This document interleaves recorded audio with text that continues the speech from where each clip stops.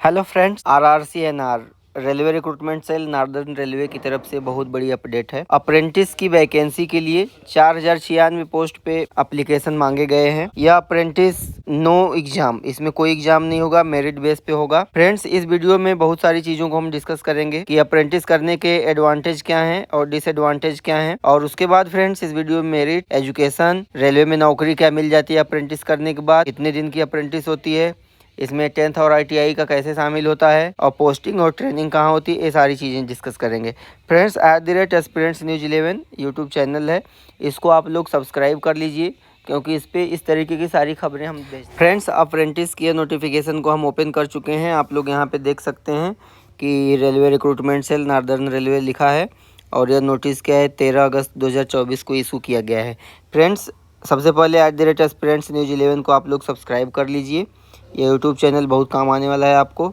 इसमें important dates हम discuss करेंगे इस वीडियो में। एजुकेशनल क्वालिफ़िकेशन का भी डिस्कशन होगा। क्या इसको करने के बाद रेलवे में नौकरी मिलेगी, यह भी बात बताई जाएगी। इसके क्या लाभ हैं और क्या नुकसान है, यह भी डिस्कस किया जाएगा। कहाँ पोस्टिंग होगी, यह भी डिस्कस होगा। मेरिट कैसे बनती है, एग्जाम होगा कि मेरिट बेस होगा, यह भी डिस्कस किया जाएगा। फॉर्म कैसे फिल करें, यह भी डिस्कस करेंगे। क्या सर्टिफिकेट जरूरी होंगे फॉर्म फिलअप करते समय, यह भी डिस्कस किया जाएगा, जैसे OBC, SC, ST और फिजिकली चैलेंज्ड का। एज लिमिट क्या है, यह भी डिस्कस किया जाएगा। इसमें फ्रेंड्स क्लस्टर दिया गया है, क्लस्टर ऑफ ट्रेनिंग्स, तो इसके क्लस्टर को भी डिस्कस किया जाएगा। और इसमें क्या काम होता है अप्रेंटिस में, यह भी बताएंगे हम, क्योंकि हमारे अंडर में बहुत सारे अप्रेंटिस काम करते हैं, तो आप लोगों को हम बहुत अच्छे से बता सकते हैं। सबसे पहले हम डिस्कस करेंगे इम्पोर्टेंट डेट्स की। तो फॉर्म फिलअप करने की जो ओपनिंग डेट है वो 16 अगस्त 2024 है और क्लोजिंग डेट जो है वो 16 सितंबर 2024 है। 1 महीने का टोटल आपको टाइम दिया गया है फॉर्म फिल करने के लिए। और जो मेरिट आएगी, मेरिट लिस्ट, वो क्या है, नवंबर 2024 में आपकी मेरिट लिस्ट आ जाएगी कि किसका किसका सिलेक्शन हुआ है। तो फ्रेंड्स, यह क्या है, यह एग्ज़ाम जो है मेरिट बेस पे है, इसमें कोई एग्ज़ाम नहीं है। अब मेरिट कैसे बनेगी वो हम वीडियो में देखेंगे आगे। फ्रेंड्स, इसमें ट्रेड होता है ITI में, तो कौन कौन से ट्रेड होंगे यह एनेक्जर A में लिखा है। और डिवीज़न या वर्कशॉप वाइज कहाँ कहाँ ट्रेनिंग होगी, यह भी आप इसमें हम डिस्कस करेंगे। फ्रेंड्स, यहाँ पे जो इम्पोर्टेंट नोट लिखा है वो ये है कि वैकेंसी घट या बढ़ सकती है और इसके लिए उसके पास पूर्ण अधिकार है, नॉर्दर्न रेलवे के पास।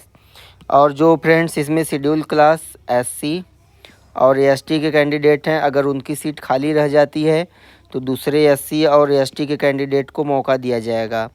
OBC की जो सीट है अगर खाली रह जाती है तो उसको क्या है कि जो UR के कैंडिडेट हैं उनको मौका दिया जाएगा, लेकिन उससे पहले OBC वालों को मौका दिया जाएगा। फिर फ्रेंड्स क्या है, इसमें थोड़ा सा रिजर्वेशन भी दिया गया है सभी कैटेगरी के लोगों को।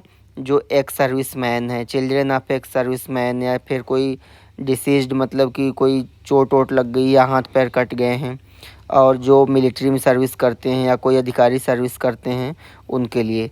और फ्रेंड्स, इसमें क्या है कि जो फिजिकली चैलेंज्ड हैं या पर्सन विद डिसेबिलिटी हैं, जिनके कोई दिव्यांगता है, तो उनके लिए भी इसमें छूट दी गई है। अब फ्रेंड्स, बारी आती है एजुकेशनल क्वालिफ़िकेशन की कि आपको एजुकेशनल क्वालिफ़िकेशन क्या चाहिए। तो सबसे पहले आपको हाई स्कूल चाहिए, मिनिमम 50%। 50% से कम रहेगा तो आपका फॉर्म रिजेक्ट हो जाएगा। फिर ITI चाहिए जो SCVT या NCVT से हो जाएगा। फिर फ्रेंड्स, अपीयरिंग वाले कैंडिडेट्स इस फॉर्म को फिल नहीं कर सकते। क्यों? क्योंकि अपीयरिंग इसमें नहीं मांगा है। फिर अब बारी आती है फ्रेंड्स एज की। तो इसमें फ्रेंड्स मैक्सिमम एज 24 साल है, मिनिमम एज 15 साल है। 15 साल से कम का कोई भी नहीं भर सकता। 24 साल मिनिमम एज है जनरल कैटेगरी के लिए। अगर मान लीजिए कि आप OBC, SC, ST एक सर्विसमैन में आते हैं तो आपको एज में क्या है कि छूट मिलेगी। यहाँ पे आप लोग देख सकते हैं 3 साल की OBC के लिए, SC ST के लिए 5 साल की, और जो लोग दिव्यांग हैं उनके लिए 10 साल की। और फ्रेंड्स, उसके बाद क्या है, यहाँ पे OBC के लिए कास्ट सर्टिफिकेट चाहिए और SC ST के लिए भी कास्ट सर्टिफिकेट चाहिए, अगर वो एज में छूट ले रहे हैं तब। फिर आगे अगर हम बात करें तो एग्ज़ाम फ़ीस क्या है, एग्ज़ाम फ़ीस आपकी 100 रुपये है, जो कि नॉन रिफंडेबल है, वो आपको वापस नहीं मिलेगी फॉर्म फिलअप करने के बाद। एग्ज़ाम फ़ीस क्या है, आपका सिर्फ़ और सिर्फ ऑनलाइन पेमेंट किया जाएगा, कैश चेक ये सब नहीं होगा, तो आप लोग ऐसा नहीं करें। और फ्रेंड्स फिर मोड ऑफ सिलेक्शन कैसे होगा। तो फ्रेंड्स सिलेक्शन इसमें आपको मैंने पहले ही बताया है कि मेरिट बेस पे होगा।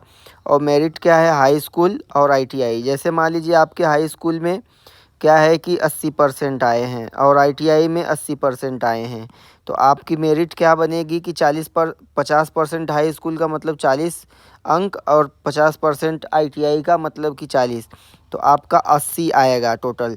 तो यह आपकी मेरिट है। तो 50% आपका हाई स्कूल से लिया जाएगा और 50% आईटीआई से लिया जाएगा। फ्रेंड्स अगर दो कैंडिडेट सेम अंक ले आते हैं, सेम मेरिट बनती है, तो जिसका डेट ऑफ बर्थ ज़्यादा रहेगा उसको पहले सिलेक्शन होगा। फिर फ्रेंड्स कैलकुलेशन ऑफ मार्क यहाँ लिखा गया है कि कैलकुलेशन कैसे होगा। कुछ लोग का सीजीपीए रहता है जो सीबीएसई बोर्ड या दूसरे बोर्ड से रहते हैं, तो यहाँ पे सीजीपीए को भी उसमें मार्क में कन्वर्ट किया जाएगा। अब आगे बारी आती है फ्रेंड्स मेडिकल स्टैंडर्ड क्या होना चाहिए और फिजिकल स्टैंडर्ड्स क्या होना चाहिए। तो फ्रेंड्स इसमें मेडिकल फिटनेस होना चाहिए और इसमें कैंडिडेट जो मेडिकली फ़िट है वहीं एडमिट होगा और फिजिकली फ़िट होना चाहिए। उसके बाद फ्रेंड्स यहाँ पे डिसेबिलिटी लिखा है। अगर आप लोग कहेंगे तो हम इसमें डिटेल से वीडियो अलग से बना देंगे, अभी इसकी कोई ज़रूरत नहीं है। फ्रेंड्स इसमें आपके गार्जियन को क्या है 1 साल के लिए ट्रेनिंग का कॉन्ट्रैक्ट साइन करना पड़ेगा और जो कि आपको ज़रूरी है, तभी आप इसमें कर सकते हैं, नहीं ट्रेनिंग करने दिया जाएगा। फिर फ्रेंड्स क्या है इसमें कि टीए और डीए आप लोगों को नहीं मिलेगा, ना ही रहने के लिए मिलेगा। फिर आगे बारी आती है कि जितने भी आपके सर्टिफिकेट हैं, जैसे डेट ऑफ बर्थ का सर्टिफिकेट, हाई स्कूल का रिजल्ट होता है, फिर कास्ट सर्टिफिकेट होता है, फिर दिव्यांग का प्रमाण पत्र होता है, फिर आईटीआई ट्रेड का सर्टिफिकेट होता है, उन सब पे सेल्फ अटेस्टेड करना होगा। सेल्फ अटेस्टेड का मतलब होता है कि आप स्वयं प्रमाणित करें, स्व प्रमाणित उसे हिंदी में कहते हैं।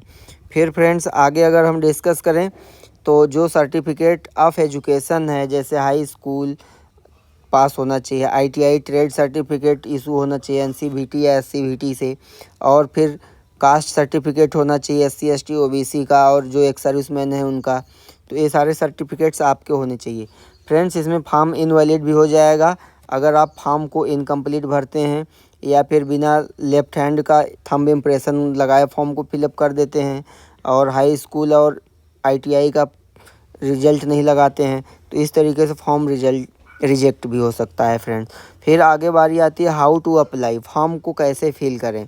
तो फ्रेंड्स फॉर्म को फिलअप करने से पहले हम बता दें सबसे पहले कि आपको यह ध्यान देना है कि आपको जाना है नॉर्दर्न रेलवे की साइट पे और वहाँ पे लिखा होता है click engagement of act apprentice online application. आप सबसे पहले इसको क्लिक करेंगे आरआरसी की वेबसाइट पर। फिर उसके बाद आपका खुलेगा कैंडिडेट रजिस्ट्रेशन का पोर्टल। कैंडिडेट के रजिस्ट्रेशन के लिए फ्रेंड्स आपको क्या चाहिए कि नाम चाहिए, आपका फादर नेम चाहिए। फ्रेंड्स सबसे पहले आपको हम यह बता दें, इसको आप मोबाइल से भी फिल कर सकते हैं, आपको कहीं किसी साइबर कैफ़े वाले के यहाँ जाने की ज़रूरत नहीं, बस सब सही सही भरना आप लोग। नेम, फादर नेम, आपकी कम्युनिटी क्या है, category, mobile number, email ID, date of birth, इतना अगर फ्रेंड्स आपका रहेगा तो आप रजिस्ट्रेशन कर सकते हैं। फिर क्या बारी आती है कैंडिडेट का डैशबोर्ड, फ़ीस पेमेंट और डॉक्यूमेंट अपलोड करना। इतना सारा करने के बाद आप फ़ीस पेमेंट करते हैं और फिर डॉक्यूमेंट अपलोड करते हैं। फ्रेंड्स डॉक्यूमेंट में आपको क्या है कि फ़ोटोग्राफ चाहिए, आपका सिग्नेचर चाहिए और थंब इम्प्रेशन चाहिए लेफ़्ट हैंड का, और ये सारे 10 केबी से 50 केबी के बीच में रहने चाहिए। और इसमें एजुकेशनल सर्टिफिकेट भी चाहिए, जैसे हाई स्कूल, आईटीआई का सर्टिफिकेट चाहिए। अगर आप रिजर्वेशन लेते हैं तो एक सर्विसमैन पीडब्ल्यूडी का भी सर्टिफिकेट चाहिए होगा। फ्रेंड्स क्या क्या अपलोड करना होगा यहाँ पे आप लोग देख सकते हैं कि हाई स्कूल 10th पास मार्कशीट और डेट ऑफ बर्थ के लिए भी हाई स्कूल का ही सर्टिफिकेट वैलिड हो जाएगा। आईटीआई का मार्क वाला सर्टिफिकेट जो एनसीवीटी या एससीवीटी से रिलीज हुआ है। फिर उसके बाद क्या है कि एससी एसटी का सर्टिफिकेट, ओबीसी का सर्टिफिकेट। फिर उसके बाद फ्रेंड्स क्या है कि अगर आप फिजिकली डिसेबल्ड हैं तो आपको क्या है कि उसका डिसेबिलिटी का भी सर्टिफिकेट, ये सारे सर्टिफिकेट्स आपको मिले जाएंगे। फिर फ्रेंड्स यहाँ पे वार्निंग दी जाती है, अगर आप कोई भी गलत काम करते हैं तो आपको रिजेक्ट किया जाएगा और हो सकता है डिबार भी किया जाए। डिबार का मतलब होता है बैन करना, एक तरीके से समझ लीजिए। अब फ्रेंड्स बारी आती है यहाँ पे वैकेंसी की कि कहाँ कितनी वैकेंसी है। और सीट और क्लस्टर का भी मतलब समझते हैं फ्रेंड्स। क्लस्टर का मतलब होता है फ्रेंड्स गुच्छा। तो अब इस गुच्छे में कितने हैं, अब जैसे लखनऊ डिवीज़न की अगर हम बात करें तो जो लखनऊ डिवीज़न का क्लस्टर है इसमें मैकेनिक डीजल है, इलेक्ट्रीशियन है, फिटर है, कारपेंटर है, इलेक्ट्रीशियन है और फिर इलेक्ट्रीशियन है, इलेक्ट्रॉनिक्स एंड मैकेनिक्स है, मैकेनिक है। तो इस तरीके से फ्रेंड्स आप देख सकते हैं इसमें कैटेगरी वाइज सीट दी गई है। तो आप कहाँ भरना है आपको यह भी डिसाइड कर लीजिएगा, क्योंकि यहाँ पे टोटल ट्रेड मान लीजिए आपका फिटर है और आप देख लिए कि लखनऊ डिवीज़न में क्या है कि डीजल मैकेनिक का क्या है कि 110 सीट है, तब भी आप सफल नहीं हो पाएंगे। तो फ्रेंड्स आप अपने ट्रेड के अकॉर्डिंग यह मिला सकते हैं, क्योंकि यहाँ ट्रेड वाइज वैकेंसी दी गई है। तो लखनऊ डिवीज़न में कितनी है, 422 पोस्ट है। फिर यह लखनऊ डिवीज़न की अगर हम बात करें कैरिज वर्कशॉप की, लखनऊ डिवीज़न में यह भी है, तो इसमें 374 है। यहाँ पे ट्रेड आप लोग देख सकते हैं इस तरीके से। तो आप लोग इस तरीके से इस वीडियो को पूरा देख लीजिएगा, यह नोटिफिकेशन हम डाल देंगे टेलीग्राम लिंक पर, डिस्क्रिप्शन में जाके आप लोग उसको देख सकते हैं। अब जैसे क्या है rolling staff workshop loco and carriage, यह क्या है फ्रेंड्स लोको शेड में काम करते हैं, 333 पोस्ट है इसमें। तो इस तरीके से फ्रेंड्स आप लोग देख सकते हैं कहाँ कितनी पोस्ट है, आप उसको भर सकते हैं, फॉर्म को फिलअप ऐसे कर सकते हैं। अब फ्रेंड्स बारी आ जाती है क्या आईटीआई करने के बाद रेलवे में नौकरी मिल जाती है, तो इसका सीधा जवाब है नहीं।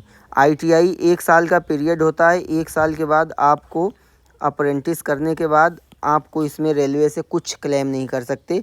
हाँ फ्रेंड्स अगर दूसरी बात बारी आती है तो लगभग 7 से 8 हज़ार रुपये पर मंथ आपको सैलरी मिलती है इसमें। तो 1 साल की सैलरी आप ले सकते हैं जब तक आप रेलवे में अप्रेंटिस कर रहे हैं। दूसरी बात बारी आती है फ्रेंड्स कि नौकरी क्यों नहीं मिलती है और नौकरी कैसे मिलेगी।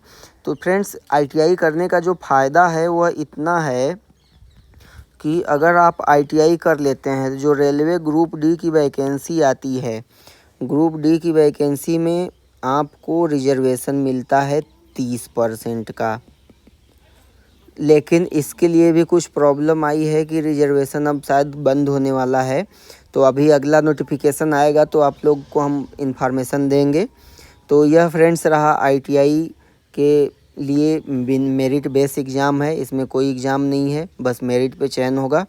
तो फ्रेंड्स आप लोग हमारे चैनल @एस्पिरेंट्स न्यूज़ 11 को सब्सक्राइब कीजिए। वीडियो को देखने के लिए आपका धन्यवाद। लाइक कीजिए और शेयर कीजिए जो लोग आईटीआई किए हैं और हाई स्कूल में अच्छी मेरिट है और फॉर्म को फिलअप कर सकते हैं। इसमें कोई एग्ज़ाम नहीं है, सिर्फ़ और सिर्फ मेरिट बेस पे सिलेक्शन होगा।